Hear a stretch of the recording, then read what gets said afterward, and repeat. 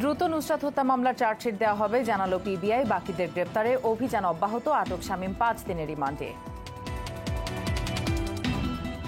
অসচেতনতার কারণেই বারবার আগুন লাগার ঘটনা ঘটছে বললেন প্রধানমন্ত্রী। মালিবাগ কাঁচা বাজারে আগুনে পুড়ল 250 দোকান। বিজিএমইএ ভবন থেকে মালপত্র সরানোর সুযোগ দিল রাজউক। ভবন ভাঙার বিষয়ে আদালত নমনীয় হবেন না জানালেন অ্যাটর্নি জেনারেল। এবং রোজায় নিত্য প্রয়োজনীয় পণ্যের দাম নিয়ন্ত্রণ ও চাঁদাবাজি বন্ধে সরকার কঠোর অবস্থানে জানালেন বাণিজ্যমন্ত্রী। চালকল মালিকদের সঙ্গে বৈঠক।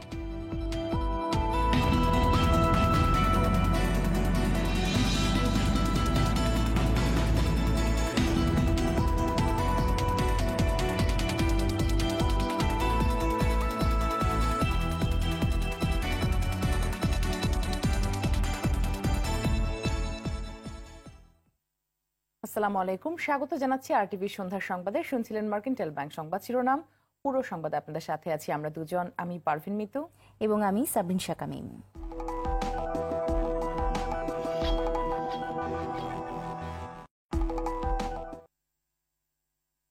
এবারে বিস্তারিত। যৌন নিপীড়ন মামলার প্রতিশোধ নিতে ফেনীর সোনাগাজী মাদ্রাসার অধ্যক্ষ সিরাজউদ্দৌলা নুসরাত জাহান রাফিকে খুন করে আত্মহত্যা বলে চালিয়ে দিতে চেয়েছিলেন। তবে লিলেনের ওড়না দিয়ে হাত পা বাঁধায় তা তাড়াতাড়ি পুড়ে যায়। তাই রাফি সাইক্লোন শেল্টারের ছাদ থেকে দৌড়ে নিচে নামতে পেরেছিলেন। আরটিভিতে দেয়া বিশেষ সাক্ষাৎকারে এসব কথা জানালেন police bureau of investigation PBI প্রধান বনোজ কুমার মজুমদার। বলেন দ্রুত মামলার চার্জশিট দেওয়া হবে। আরাফাতুর রহমানের রিপোর্টে বিস্তারিত। পিবিআই প্রধান ডিআইজি বনোজ কুমার মজুমদার জানান, পরীক্ষায় প্রশ্ন দেওয়ার নাম করে নুসরাত জাহান রাফিকে যৌন হয়রানি করে আসছিলেন মাদ্রাসার অধ্যক্ষ সিরাজউদ্দৌলা। ঘটনা জানিয়ে বান্ধবী তামান্নাকে একটি চিঠিও লেখেন রাফি।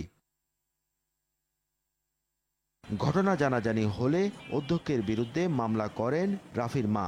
মামলায় গ্রেফতার হয়ে সিরাজউদ্দৌলা জেলে গেলে সেখানে তার সঙ্গে দেখা করেন রাফি হত্যা মামলার কয়েকজন আসামি। তাদের কিছু একটা করার তাগিদ দেন সিরাজ। মাদ্রাসার টাকা পয়সার একটা ব্যাপার আছে, তো সে বারবার ওদের প্রেশার দিচ্ছে যে আমার জন্য কি করছো, তো তাদেরকে দেখান লাগে। তো দেখানতে গিয়ে সে তার আন্দোলন শুরু করে, তারা স্মারকলিপি দেয়। তখন সে বলছে দরকার হলে সরাই দাও। 4 তারিখে একটা মিটিং করে, সন্ধ্যাবেলা মিটিংয়ে একটা 20 সদস্য কমিটি করে। তখন তারা প্ল্যান করে এবং শাহাদাতই মূলত উপস্থাপন করে যে এইভাবে মারা গেলে এটি আত্মহত্যা হতে পারে। বোরকার দায়িত্ব দেওয়া হয় একজনকে, কেরোসিন আনে, মেসকাঠি নিয়ে আসে, সেটা হলো আর একজনের। তারপর তারা এমন একটি পরিস্থিতি সৃষ্টি করে যে ওখানে মনে করেন মঞ্চের নাটক দৃশ্যায়ন হচ্ছিল। একে আত্মহত্যার ঘটনা সাজিয়ে রাফিকে খুন করার ষড়যন্ত্র করেন সিরাজউদ্দৌলার 20 সহযোগী। ঠিক হয় পরীক্ষার দিন ষড়যন্ত্র বাস্তবায়ন করা হবে। ফ্লোরে শোয়াইয়া হাত পা বেঁধে ও যাতে চিৎকার না করে, ওই জন্য ওর মুখ এবং মাথা চেপে ধরছিল। ফলে যখন কেরোসিন ঢালে নিচ থেকে ওর হাতে যেন না পড়ে, ও কারণ ও তো অ্যাক্সিডেন্টের শিকার হয়ে যাবে, ও তো স্বাভাবিক বের হয়ে যাবে, ওই কারণে ওইটা রয়ে গেছে। ওড়না দিয়ে যে হাত আর পা বাঁধছে ওটা তো আগে পড়ছে, তখন তো মাথা পড়ে নাই, ফলে ও আগুন লাগা অবস্থায় বেরোয় আসতে পারছে।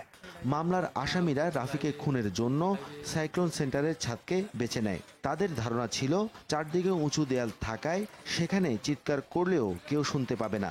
যদি আত্মহত্যা হতেই যায় তাহলে সেখানে এই দাহ্য পদার্থ নিয়ে সে কেমনে গেল, আবার তার ভাইকে কেন আটকানো হলো?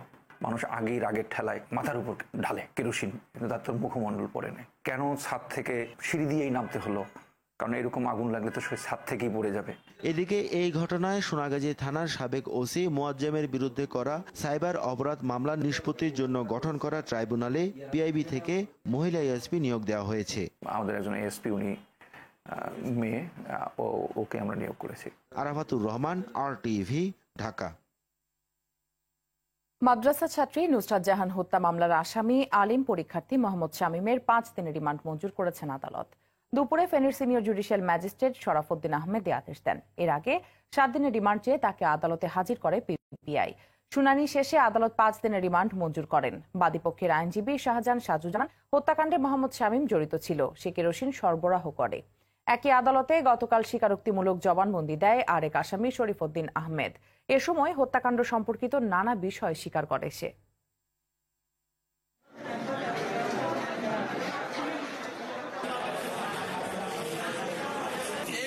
হত্যাকাণ্ডের সময় সোনাগাজী মাদ্রাসার যে আশ্রয়কেন্দ্র, যেই দুর্নীতি আশ্রয় সেন্টারে 3 তালা ঘটনা ঘটেছে, সেখানে শামীম উপস্থিত ছিল এবং শামীম কেরোসিন সহ দাহ্য পদার্থ সরবরাহ করেছে বলে ওই স্বীকারোক্তিমূলক জবানবন্দি দিয়ে বলেছে। ফেনীর মাদ্রাসা অধ্যক্ষের অপকর্মের কথা অনেকেই জানত। আগে থেকে ব্যবস্থা নেওয়া হলে হয়তো নুসরাত বাঁচত, এমন মন্তব্য করেছেন তদন্ত কমিটির প্রধান পুলিশের ডিআইজি SM রুহুল আমিন। বিকেলে সোনাগাজী ইসলামিয়া ফাজিল মাদ্রাসা প্রাঙ্গণে সংবাদ সম্মেলনে তিনি বলেন, যৌন হয়রানির ঘটনায় স্থানীয় প্রশাসন ও মাদ্রাসা কমিটি ব্যবস্থা নিলে নুসরাতের গায়ে আগুনের ঘটনা এড়ানো যেত। প্রাথমিক তদন্তে সোনাগাজী থানার সাবেক ওসির ত্রুটি বিচ্যুতির প্রমাণ পাওয়া গেছে। ওসি সহ পুলিশের ঊর্ধ্বতন কর্মকর্তার গাফিলতির বিষয়ে তদন্ত চলছে বলেও জানান তিনি। গত 2 দিন ধরে ঘটনাস্থল পরিদর্শনের পাশাপাশি সংশ্লিষ্ট সব পক্ষের সাথে কথা বলেছে তদন্ত কমিটি। সিরাজউদ্দৌলা তার যে এই ধরনের ঘটনার অনেক আগে থেকেই হিস্ট্রি আছে, কনসার্ন অনেকেই জানতো, মাদ্রাসার গভর্নিং বডির অনেকেই জানতো। আগে ব্যবস্থা নেওয়া হতো তার বিরুদ্ধে, তাহলে হয়তো এটা অ্যাভয়েড করা যেত, এটুকু আমাদের কাছে মনে হয়েছে। নোয়াখালীর সেনবাগে 4র্থ শ্রেণীর এক কন্যা শিশু ধর্ষণের শিকার হয়েছে। বৃহস্পতিবার রাতে পুলিশ তাকে উদ্ধার করে শারীরিক পরীক্ষার জন্য নোয়াখালী জেনারেল হাসপাতালে ভর্তি করে। এই ঘটনায় আবুল বাশার নামে এক ধর্ষককে ষাটোর্ধ্ব এক ব্যক্তিকে আটক করে থানায় মামলা হয়েছে। শিশুর স্বজনরা জানায়, সহপাঠীদের সঙ্গে খেলার সময় পাশের বাড়ির আবুল বাশার মেয়েটির মুখ চেপে ধরে তার ঘরে নিয়ে ধর্ষণ করে। ভয় দেখানোর কারণে প্রথমে এই বিষয়ে পরিবারের সদস্যদের কিছুই না বললেও পরে অসুস্থতার কারণে তাকে হাসপাতালে নিয়ে যাওয়া হলে চিকিৎসকরা বিষয়টি নিশ্চিত করেন।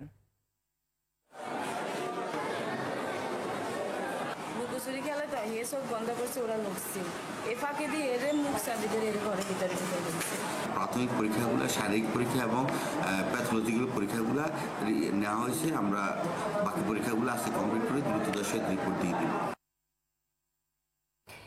পাবনায় ধর্ষণ মামলার প্রধান আসামি জহুরুল ইসলাম ঢাকায় র্যাবের হাতে আটক হয়েছেন। গতকাল দুপুরে ঢাকার শান্তিবাগ শাহজাহানপুর এলাকা থেকে তাকে গ্রেফতার করা হয়।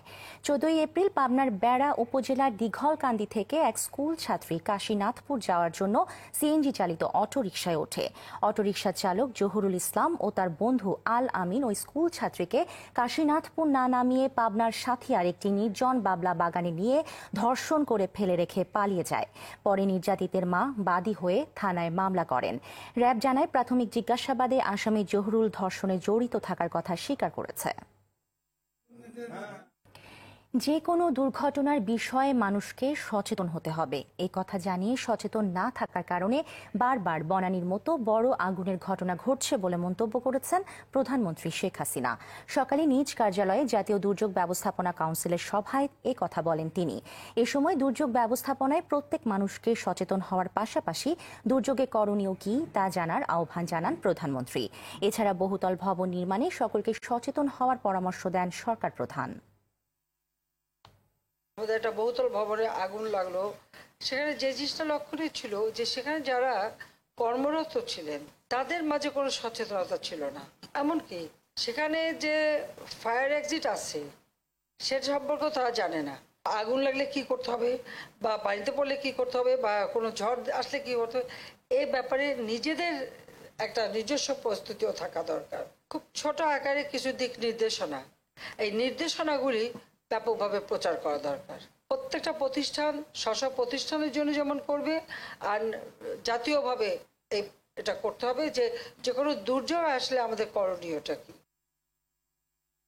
21 এপ্রিল 3 দিনের সফরে ব্রুনাই যাচ্ছেন প্রধানমন্ত্রী শেখ হাসিনা। সফরকালে দুই দেশের মধ্যে জ্বালানি বাণিজ্য, বিনিয়োগ, কৃষি, খাদ্য, প্লেন যোগাযোগ, মানব সম্পদ উন্নয়ন, পর্যটন ও কারিগরি সমস্যা নিয়ে আলোচনা হওয়ার কথা রয়েছে। সফরে 7টি সমঝোতা স্মারক স্বাক্ষর হবে বলেও জানান পররাষ্ট্রমন্ত্রী AK আব্দুল মোমেন। বৃহস্পতিবার পররাষ্ট্র মন্ত্রণালয়ে প্রধানমন্ত্রী শেখ হাসিনার ব্রুনাই সফর উপলক্ষে সংবাদ সম্মেলনে এই কথা জানান তিনি।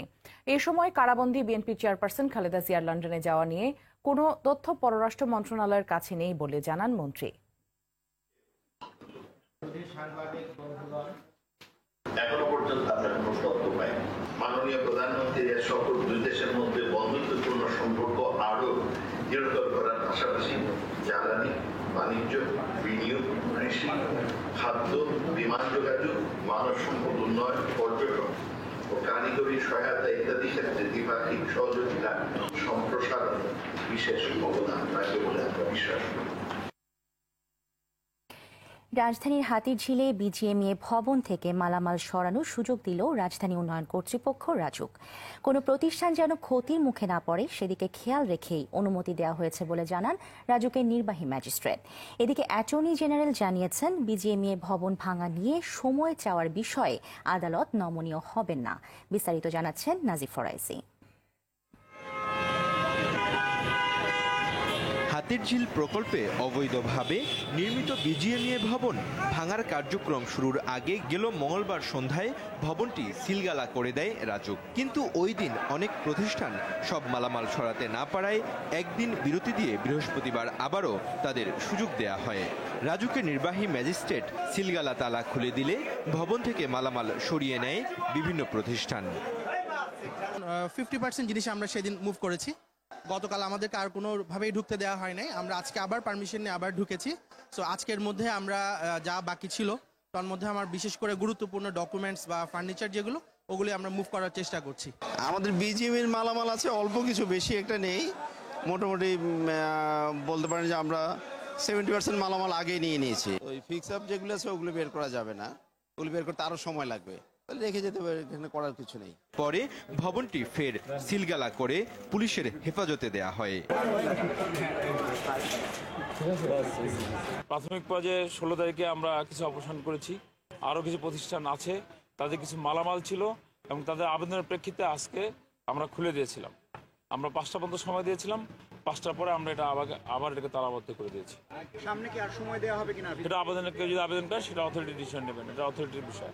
এদিকে ভবন ভাঙতে সময় চেয়ে বিজিএমইএ আবেদন করেছে।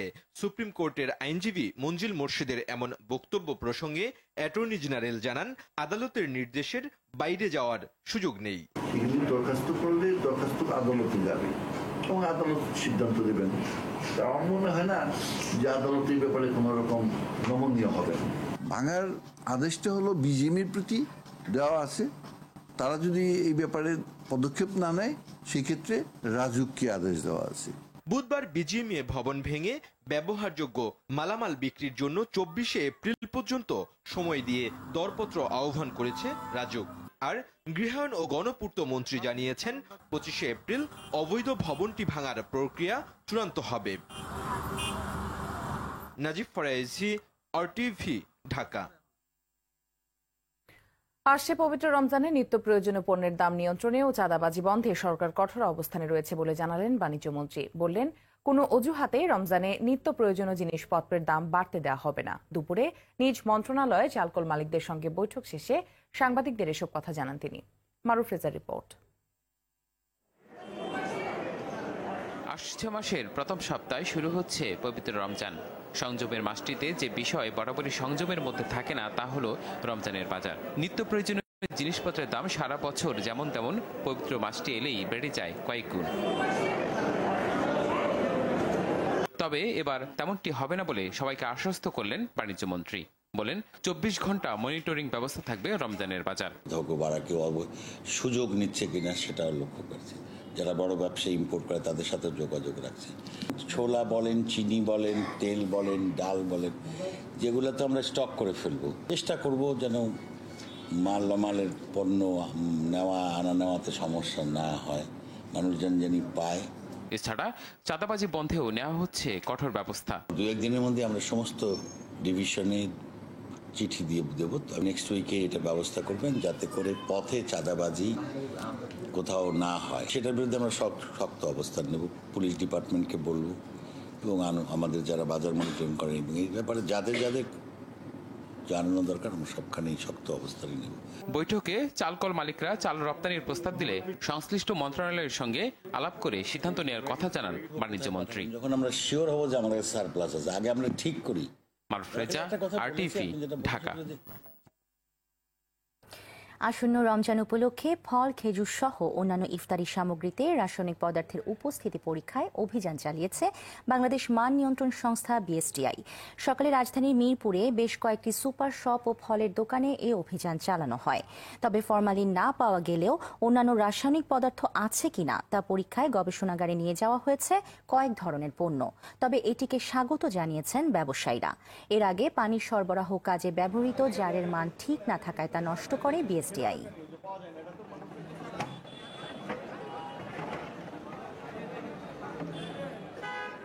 এটা কন্টিনিউ চলে আমাদের জন্য ভালো হবে এবং সাপ্লায়ার থেকে যে প্রোডাক্টটা নিচ্ছি তারও সতর্ক হয়ে যাবে। আমরা চাই যে ওনারা সব সময় চালু হোক, কোনো সিজনে না। পবিত্র রমজান মাসের পবিত্রতা রক্ষার্থে ইফতারির সাথে যে সকল খাদ্যপণ্য সম্পৃক্ত আছে আমরা সেগুলা নিয়মিতই পরীক্ষা করব। দেশি পর্যটকরা যাতে বাংলাদেশ ভ্রমণে এসে নির্বিঘ্নে চলাফেরা করতে পারেন তা নিশ্চিত করতে সরকারের প্রতি আহ্বান জানান রাষ্ট্রপতি মোহাম্মদ আব্দুল হামিদ। বৃহস্পতিবার নবম বাংলাদেশ ট্রাভেল অ্যান্ড ট্যুরিজম ফেয়ারের উদ্বোধনী অনুষ্ঠানে তিনি বলেন, বাংলাদেশের ঐতিহ্য সহ পর্যটন আকর্ষণীয় স্থানগুলোকে বিদেশে চমৎকারভাবে তুলে ধরতে হবে। পর্যটন মন্ত্রণালয় সহ দূতাবাসগুলোকে এ ব্যাপারে সক্রিয় ভূমিকা রাখতে হবে। দেশের পর্যটন শিল্পকে বিশ্বব্যাপী পরিচিত করতে বিকেলে বঙ্গবন্ধু আন্তর্জাতিক সম্মেলন কেন্দ্রে বাংলাদেশ ট্রাভেল অ্যান্ড ট্যুরিজম ফেয়ারের উদ্বোধন অনুষ্ঠানে তিনি এসব কথা বলেন। প্রথমবারের মতো tour operator association of Bangladesh টুয়াবের উদ্যোগে এই আয়োজন। 3 দিনব্যাপী এই মেলায় ভারত, মালয়েশিয়া, শ্রীলঙ্কা, নেপাল, ভুটান, মালদ্বীপ, ইউএস সহ 13টি দেশের প্রতিনিধিরা অংশ নিচ্ছেন। পর্যটকদের বাংলাদেশে ভ্রমণে আগ্রহী করে তুলতে এ ধরনের মেলা ইতিবাচক অবদান রাখবে। এছাড়া উন্নত হবে বন্ধু রাষ্ট্রের সাথে সম্পর্ক, বিকশিত হবে পর্যটন শিল্প এবং সমৃদ্ধ হবে জাতীয় অর্থনীতি। এজন্য আমাদের ঐতিহ্য সহ পর্যটন আকর্ষণীয় স্থানগুলোকে বিশেষ চমৎকারভাবে তুলে ধরতে হবে। রাজধানীর হাতিরঝিলে গাড়ি পোড়ানো মামলায় বিএনপি মহাসচিব মির্জা ফখরুল ইসলাম আলমগীর, স্থায়ী কমিটির সদস্য মির্জা আব্বাস, বরকতুল্লাহ বুলুর হাইকোর্টের দেয়া জামিন স্থগিত চেয়ে রাষ্ট্রপক্ষের আবেদন পর্যবেক্ষণ সহ নিষ্পত্তি করেছে আপিল বিভাগ। সকালে এই আদেশ দেন সর্বোচ্চ আদালত। তবে জামিন বহাল থাকবে কিনা পূর্ণাঙ্গ আদেশের পর তা জানা যাবে বলে জানিয়েছেন অ্যাটর্নি জেনারেল মাহবুবে আলম।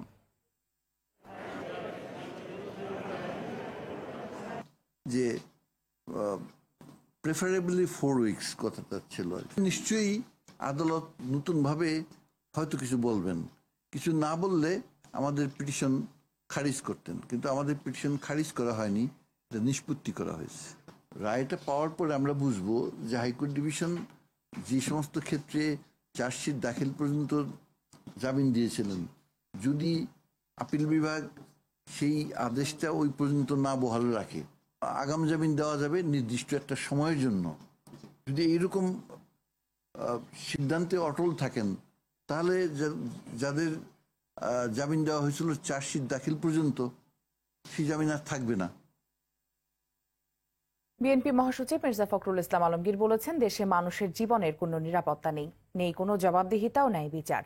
সকালে বগুড়ায় দুর্বৃত্তের হাতে নিহত সদর উপজেলা বিএনপির সাধারণ সম্পাদক মাহবুব আলম শাহিনের পরিবারের সাথে দেখা করেন তিনি। শহরের ধরমপুরের বাসায় শাহিনের স্ত্রী, 3 ছেলে মেয়ে ও অন্য সদস্যদের সান্ত্বনা দেন তিনি। পরে শাহিনের কবর জিয়ারত করেন মির্জা ফখরুল। পরে তিনি বলেন, রাজনৈতিক প্রতিহিংসার কারণে বিএনপির এ নেতাকে হত্যা করা হয়েছে। পুলিশ প্রশাসন জড়িতদের গ্রেপ্তারে ব্যর্থ হলেও সাধারণ মানুষ বসে থাকবে না বলে মন্তব্য করেন বিএনপি মহাসচিব।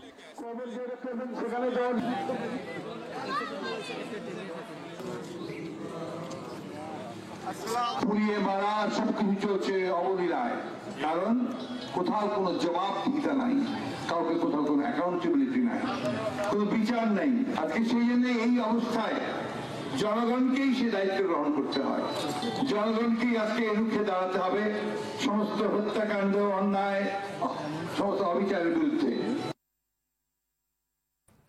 প্যারোলের নামে খালেদা জিয়াকে মাইনাস করার সরকারের অশুভ চক্রান্ত সফল হবে না বলে হুঁশিয়ার করেছেন বিএনপি সিনিয়র যুগ্ম মহাসচিব রুহুল কবির রিজভী।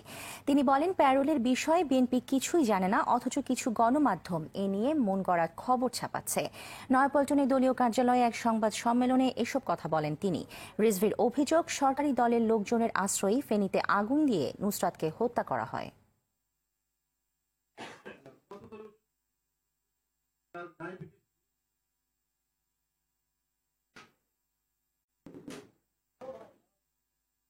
সরকারপন্থী কয়েকটি মিডিয়া প্রতিদিন মন গড়া প্রোপাগান্ডা চালিয়ে যাচ্ছে।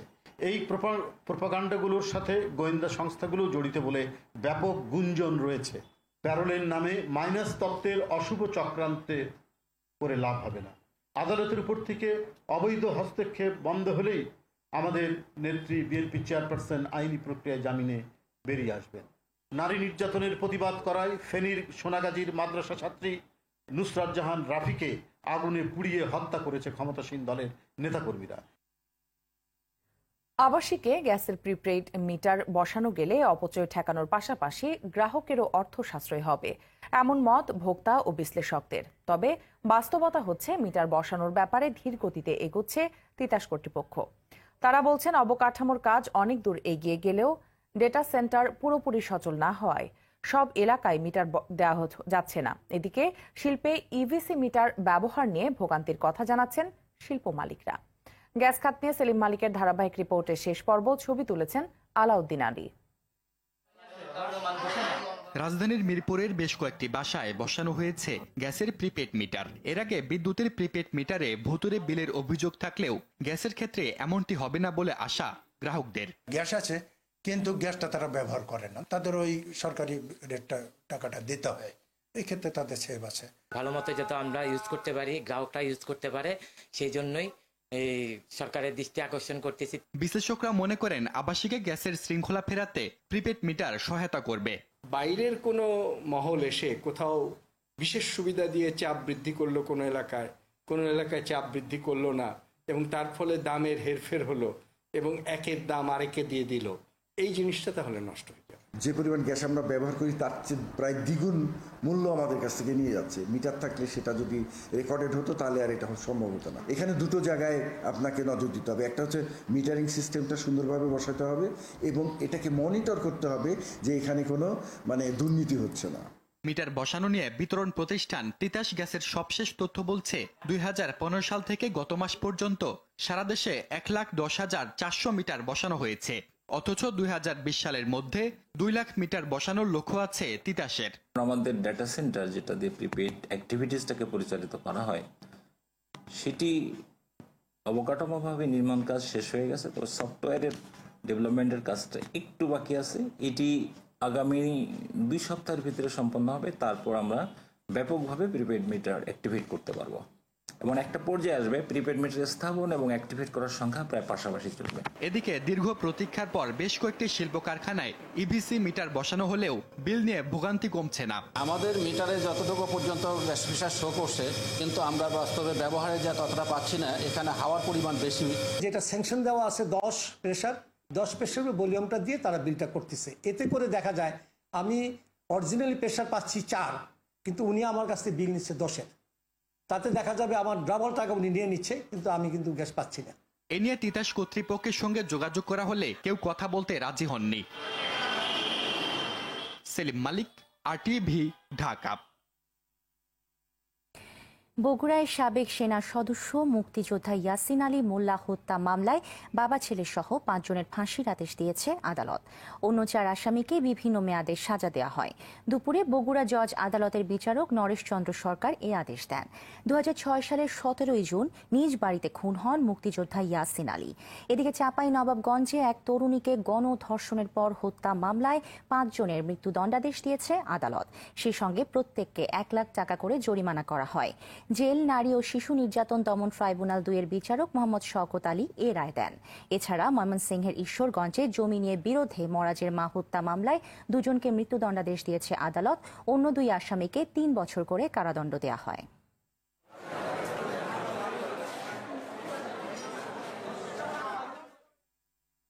চট্টগ্রাম বিশ্ববিদ্যালয়ের প্রাণীবিদ্যা বিভাগের প্রভাষক নিয়োগে সাক্ষাৎকার বাতিলপূর্বক পুনরায় পরীক্ষা নিতে প্রার্থী মোহাম্মদ এমদাদুল হকের আবেদন 2 সপ্তাহের মধ্যে নিষ্পত্তি করতে নির্দেশ দিয়েছেন হাইকোর্ট। একই সঙ্গে ওই বিভাগের প্রভাষক পদে শিক্ষক নিয়োগ কার্যক্রমে নিষেধাজ্ঞা দিয়েছেন আদালত। এমদাদুল হকের করা রিট আবেদনের শুনানি নিয়ে বৃহস্পতিবার বিচারপতি FRM নাজমুল আহসান ও বিচারপতি KM কামরুল কাদেরের হাইকোর্ট বেঞ্চ এই আদেশ দেন। আদালতে আবেদনের পক্ষে ছিলেন ব্যারিস্টার জ্যোতির্ময় বড়ুয়া, রাষ্ট্রপক্ষে ছিলেন deputy attorney general Abdullah Al Mahmud Bashir.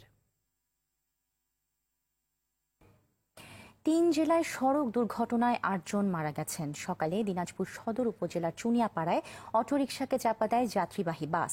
এতে ঘটনাস্থলেই অটোরিকশার ৩ যাত্রী নিহত হন। এরা হলেন নাটোরের বাগাতিপাড়া উপজেলার আশরাফুল আলম, তার মেয়ে আইভি ও অপর যাত্রী সাজদার খলিফা। এদিকে ব্রাহ্মণবাড়িয়ার সরাইল উপজেলার বেড়তলায় মোটরসাইকেল দুর্ঘটনায় মারা যান 2 আরোহী। ওভারটেক করতে গিয়ে সামনে থাকা গাড়ির নিচে চাপা পড়ে 2 জনের মৃত্যু হয়।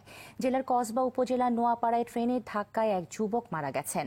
এছাড়া আলাদা দুর্ঘটনায় ফেনীর দাগুন ভূঁইয়ায় অ্যাম্বুলেন্স চালক এবং জয়পুরহাট সদরে মোটরসাইকেল আরোহী মারা গেছেন।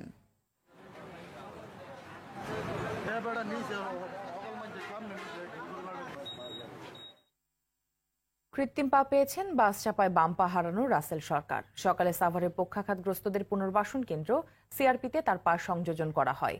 এটি সংযোজন করেন সিআরপির কৃত্রিম অঙ্গ সংযোজন বিভাগের প্রধান মোহাম্মদ শফিক। তিনি জানান, সিআরপি থেকে রাসেলকে বিনামূল্যে সুইজারল্যান্ড ইন্টারন্যাশনাল টেকনোলজির পা লাগিয়ে দেওয়া হয়েছে। তবে চলাফেরা স্বাভাবিক হতে প্রায় 4 সপ্তাহ সময় লাগবে। নতুন পা পেয়ে সিআরপি কর্তৃপক্ষকে ধন্যবাদ জানান রাসেল। 2018 সালের 28 এপ্রিল মেয়র মোহাম্মদ হানি ফ্লাইওভারে গ্রিন লাইন পরিবহনের বাস চাপায় পা হারান তিনি।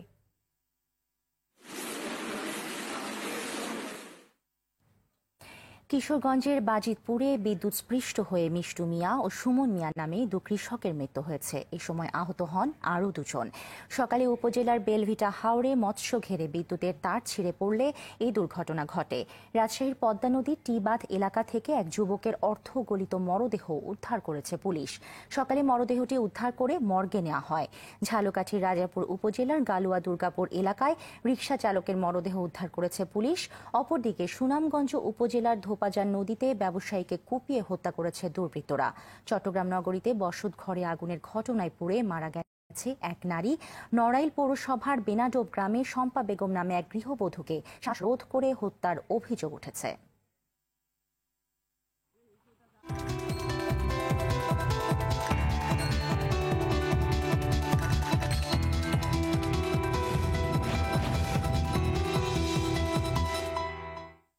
মধুমতি ব্যাংক বাণিজ্য সংবাদ। ঢাকায় নর্ডিক দূতাবাসের সহযোগিতায় Bangladesh Nordic chamber of commerce and industry sustainability today better tomorrow শিরোনামে একটি সেমিনার অনুষ্ঠিত হয়েছে। সেমিনারটিতে বিভিন্ন শিল্প ব্যক্তিত্ব এবং স্টেক হোল্ডারদের একত্রিত করে তাদের সঙ্গে আধুনিক প্রযুক্তি, কর্মপদ্ধতি এবং উঠতি ট্রেন্ড নিয়ে আলোচনা করা হয়। সেমিনারের মূল উদ্দেশ্য ছিল বাংলাদেশের ব্যবসায়ী সমাজের কাছে বর্তমান এবং ভবিষ্যতের সাস্টেইনেবিলিটি ট্রেন্ড পরিচিত করে তোলা। অনুষ্ঠানে প্রধান অতিথি ছিলেন শিল্পমন্ত্রী মোহাম্মদ নুরুল মজিদ মাহমুদ হুমায়ুন।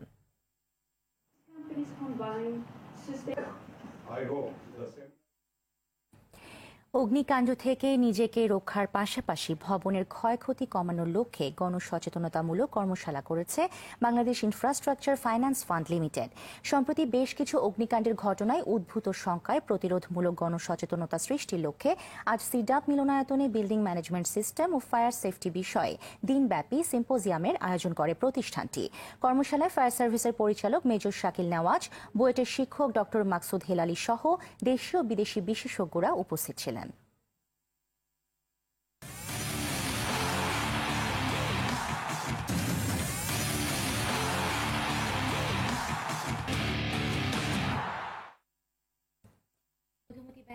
আন্তর্জাতিক গোল্ড কাপের খবর। বিশ্বে পরিচিতি বাড়ানোর পাশাপাশি বঙ্গমাতা অনূর্ধ্ব 19 নারী আন্তর্জাতিক গোল্ড কাপ বাংলাদেশের নারী ফুটবলকে আরও এক ধাপ এগিয়ে নিয়ে যাবে। আর জাতীয় দলের পাইপলাইনকে আরও সমৃদ্ধ করতে নারী পেশাদার লীগ আয়োজনের সিদ্ধান্ত প্রায় চূড়ান্ত। আরটিভির সঙ্গে একান্ত সাক্ষাৎকারে এসব বললেন বাফুফে মহিলা কমিটির চেয়ারম্যান মাহফুজা আক্তার কিরণ। অরণ্য গফুরের রিপোর্টে বিস্তারিত। দুরন্ত গতিতে এগিয়ে চলেছে দেশের নারী ফুটবল। বয়সভিত্তিক নানা প্রতিযোগিতায় সাফল্যের স্বাক্ষর তার প্রমাণ। এখন জাতীয় দলের গণ্ডিতে সাফল্যের আশায় লাল সবুজের মেয়েরা।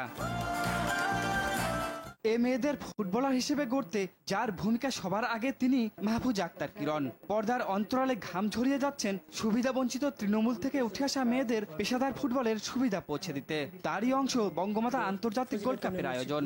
ফজিলাতুন্নেসা মুজিবকে আমাদের সম্মানিত করা উচিত, গোটা দেশবাসীকে তাকে আরও ভালোভাবে পরিচিত, তার অবদানকে পরিচিত করানো উচিত। এবং আমাদের মেয়েরা যারা ফুটবল খেলছে, বাংলাদেশে মহিলা ফুটবল অনেক ভালো করছে এবং তারা এগিয়ে যাচ্ছে।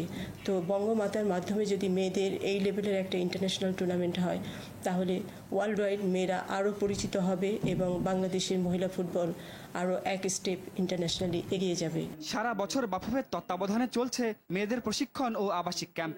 অন্যান্য ফুটবল দেশের তুলনায় এটা ব্যতিক্রম হলেও ক্লাবগুলো দায়িত্ব নেবার আগ পর্যন্ত এটা চালিয়ে যেতে প্রতিজ্ঞ বাফুফের মহিলা কমিটির চেয়ারম্যান। লিগ হলে ক্লাবগুলো দায়িত্ব নিতেন এবং বাফুফের দায়িত্ব কমে যেত, সেটা অবশ্যই ভালো হতো, বাট আমরা সেই অবস্থানে যেতে পারিনি। আপনি তো জানেন যে মেয়েদের ফুটবল করা অত সহজ ছিল না, বাট এখন আমি মনে করি this is the right time. এখন আমাদের লিগ করা উচিত এবং অলরেডি আমরা মিডিয়াতে অ্যানাউন্স করেছি আমরা এন্ড অফ দ্য অক্টোবর আর ফার্স্ট উইক অফ নভেম্বর আমরা লিগ চালু করব 6 থেকে 8টা টিম নিয়ে। টানা দ্বিতীয় মেয়াদে ফিফা ও এএফসির কাউন্সিলর নির্বাচিত হয়ে বয়ে এনেছেন দেশের সম্মান, যা দেশের ফুটবল উন্নয়নের কাজে তার জন্য অনুপ্রেরণার উৎস। আপনি যখন একটা মাদার অর্গানাইজেশনে থাকবেন তখন আপনি ডিসিশন মেকিং সবগুলো ব্যাপারে আপনি কথা বলতে পারবেন, সে কারণেই অবশ্যই পজিটিভ। বাট এখানে ফিফার কতগুলো নিয়ম আছে, বাট আমি অবশ্যই আমার ওপিনিয়নটা আমি সেখানে প্লেস করতে পারবো, এটা বাংলাদেশের জন্য অনেক বড় পজিটিভ। অদূর ভবিষ্যতে নারী ফুটবলে আরো বড় পরিসরে উঠবে বাংলাদেশের পতাকা, এমন স্বপ্নে ছুটছেন মাহফুজা আক্তার কিরণ। ধন্যবাদ জানাতে চাই আমার গোটা দেশবাসীকে যারা আমার ক্রাইসিস মোমেন্টে আমার পাশে ছিলেন। অর্ণব গফুর, RTV, ঢাকা। এবং আমার সন্ধ্যার সংবাদের শেষ ভাগে আমরা শেষ করার আগে মার্কেন্টাইল ব্যাংক শিরোনামগুলো আরও একবার।